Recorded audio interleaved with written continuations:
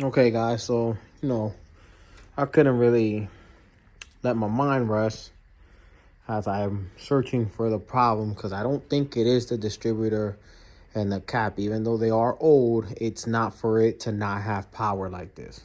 So I disconnected my fuel line from the fuel pump, and this is how much gas came out when I opened the switch to my car, right? So I'm going to put that here, and I'm going to do this again because I think it's the fuel pump is the issue. I'm 100% convinced now that it's the fuel pump that is the issue. I'm gonna open the switch so you guys can see how much of a little gas is that fuel pump sending, which I think it's the issue.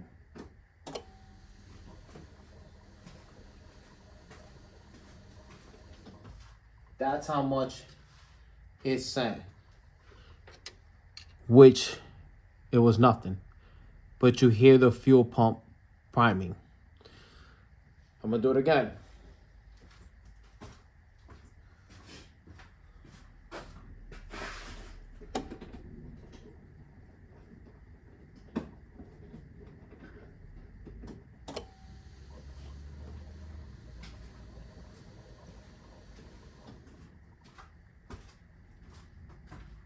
Absolutely nothing is coming out, but you hear the fuel pump priming. So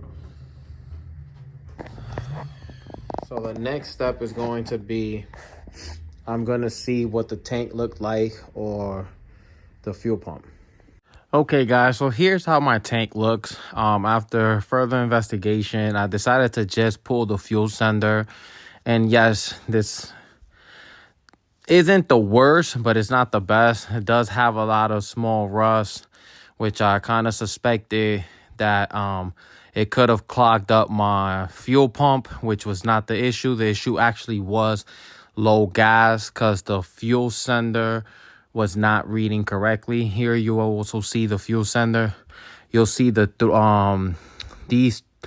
All three of these are not disconnected, but 2 out of the 3 were disconnected, which is definitely why I was thinking I had fuel and I really didn't. So this probably was the main culprit of all my issues, but I definitely still needed to change the spark plugs and all the other parts. Okay, so this is my fuel sender.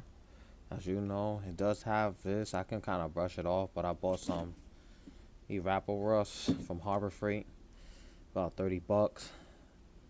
I'm gonna do it in 2 parts, so this is gonna take a few days. It says 12 to 24 hours.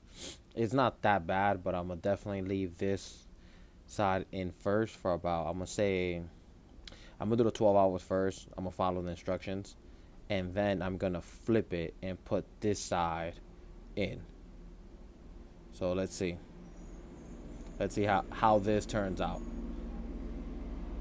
Okay, here's an update, guys. I did the spark plug wires, distributor, cap and rotor, fuel filter, and now, and I also did weld and solder, solder the fuel pump, the fuel sending unit. And as you can see, look, now when I accelerate,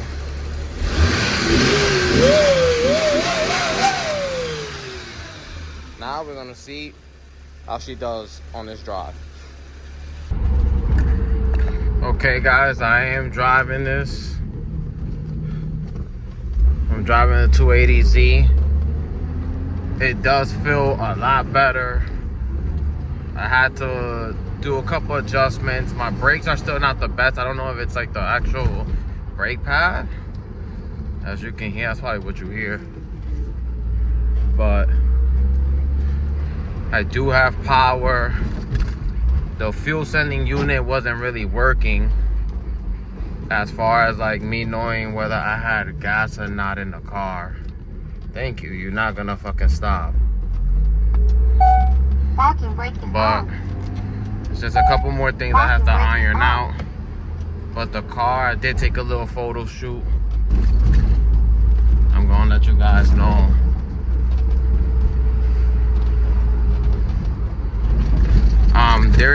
rattling on the, I guess this car has the OEM heat shield on the mufflers, and I need to take that off as it's rattling.